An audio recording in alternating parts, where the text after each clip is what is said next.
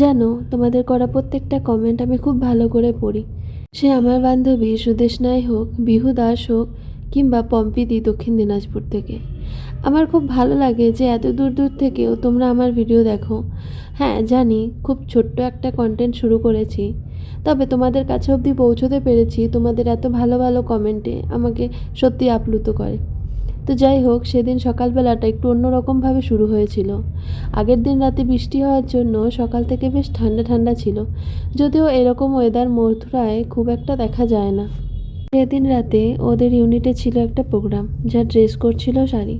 আমি এখানে বেশি শাড়ি না আনাই, যা এনেছি তার মধ্যে থেকেই মোটামুটি দুটো শাড়ি চুজ করলাম, আর ওর জন্য একটা শার্ট বের করে রাখলাম।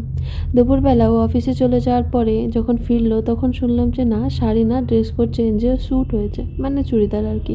আর আমার কোনো চুড়িদার রেডি না থাকায় ও শার্টের সাথে সাথে আমার চুড়িদারটাও আয়রন করে রেডি করে দিয়েছিল।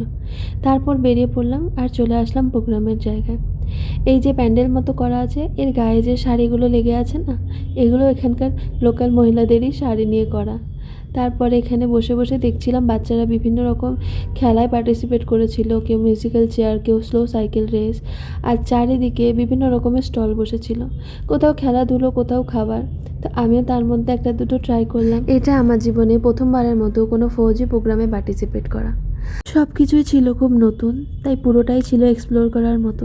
চারিদিকে ঘুরে ঘুরেও আমাকে সব কিছু দেখালো। তারপরে খাওয়া দাওয়া করলাম, প্রথমে ছোলা ভটুরে, তারপরে ইডলি, দোসা, সাম্বার, চাটনি চাটনি খেয়ে রাত্রিবেলার মতো আমাদের ডিনার কমপ্লিট।